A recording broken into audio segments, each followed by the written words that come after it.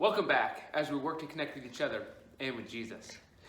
As you see, I've got Rome with me today, and Rome's going to illustrate the fact of this gate, that we have obstacles in our lives that we sometimes can't necessarily get over. And so Rome is not able to open this gate. And really, it's got a lock on it that he hasn't developed the motor skills or the strength to actually be able to open the gate. And it's a barrier that he can't cross right now. And about 1.5 years old, there are different things he can't do. A latch door, can't get out of his crib yet. And I'm guessing that he is getting pretty close to no longer being able to be contained by those things.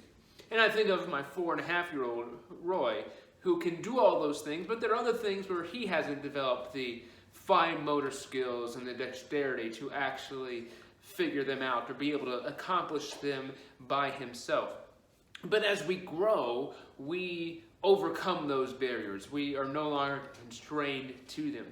So we develop more skills, more aptitude, more understanding of what it really means to be contained.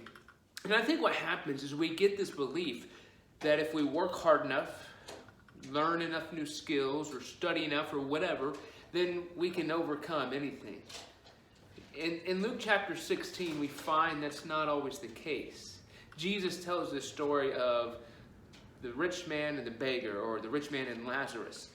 And we find that in this story, both of them die, and there becomes this barrier that cannot be crossed. That the rich man didn't do things that honored God throughout his life, and so he was separated from God, and he cannot cross that barrier. There are several fundamental things that we believe. We believe that we have to understand who Jesus is and believe in him in order to actually be saved, and that is what crosses the barrier. But in this, we find that a supernatural event isn't really what will get us to where Jesus wants us to be. Jesus provided stories like this in the Bible and his word that connect us to him. So in order to overcome the obstacle of death, Jesus is the only answer. You can't try harder. You can't accomplish more things. See, there's nothing else besides Jesus that can cross that barrier for us. So we can stand here at the gate. We can yell. We can scream. We can try to do all these things to try to get by it. We can learn how it works to open the gate. And it's pretty easy. And that's the truth.